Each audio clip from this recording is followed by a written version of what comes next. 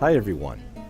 On July 20th, the Holy Orthodox Church celebrates the memory of a relatively recent saint who was neither a priest or a deacon or a monastic of any kind, and his name was Ilia the Righteous. Now, Ilia was born in Georgia back in 1837, and he had very pious parents who were trying to raise him in the law of God, and in fact they also raised him early on at home. He was perhaps what we would call a homeschooler today, at least for a certain period of time. Eventually he went on and finished high school, and then after that decided to go to St. Petersburg in order to study law.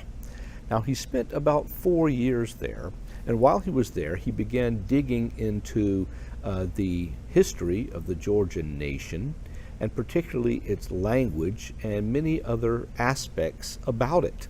He was someone who was enthralled with his own country, so much so that he decided to abandon the study of law and return to his native Georgia in order to continue as a historian and as a philosopher. His enthrallment with the language of Georgia led him into even deeper studies, and he became very concerned that the language would perhaps be forgotten, and he knew that it was very important to keep this alive. And so he emphasized this whenever he could. In fact, he said at one point that there were 3 things that were very important as far as he was concerned about his fact of becoming or being a Georgian, and also propagating the idea of national independence. And those 3 things were the motherland, the language, and the faith.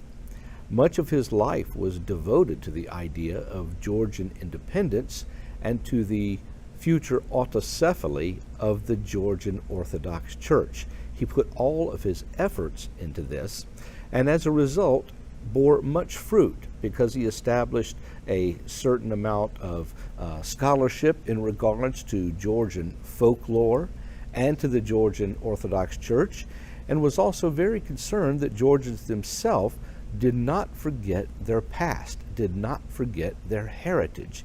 He said this was absolutely critical in the establishment in the 20th century of a Georgian national identity. Even though he was largely a child of the 1800s, he foresaw what was coming, and he was very insistent that the Georgians be grounded in all of these important things, reviewing their history, reviewing everything that they had been through in order to prepare themselves for the future. We could perhaps use a man like that even today, so cognizant of the importance of national identity.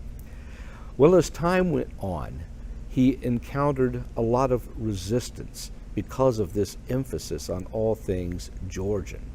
The nascent socialist movement was rising, and it was also becoming something that was going to have to be dealt with in the future. Ilia knew this.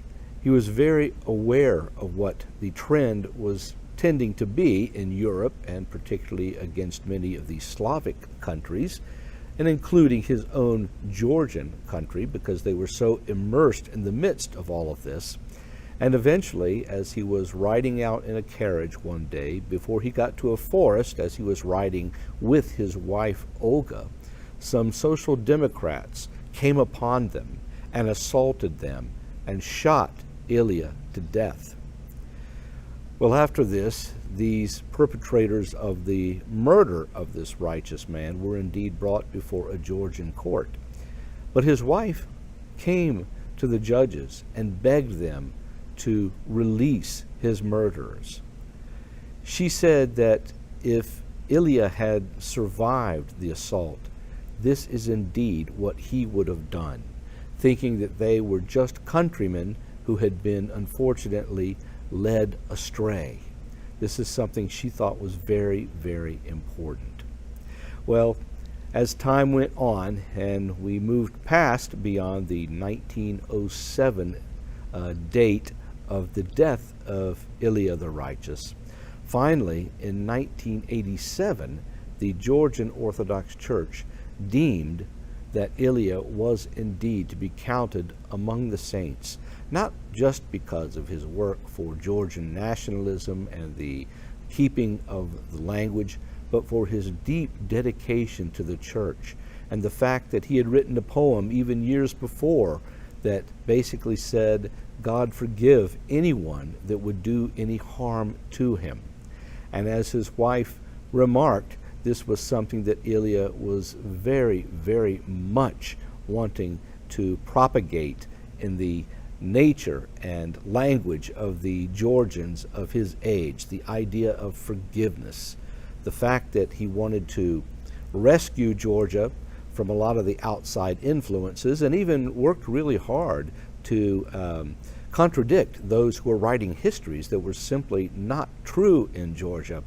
He also wanted the spirit of love and forgiveness to be everywhere. And so in 1987, when he was glorified as a saint by the Georgian Orthodox Church, he was indeed glorified as Ilia the Righteous, someone that we could all take to heart today because he was not that far from us, and he was dealing with many of the things that we are dealing with even in our own country now, showing that if these sorts of things can happen in a country that was as intensely Orthodox as the country of Georgia, then certainly in our own country these things are even more probable. But instead of coming back at people with a spirit of vengeance or hatred or even violence, we should do as he did and forgive them, because by doing that, we acquire the grace of our Lord Jesus Christ, who in the end is the one that can make peace to spread everywhere.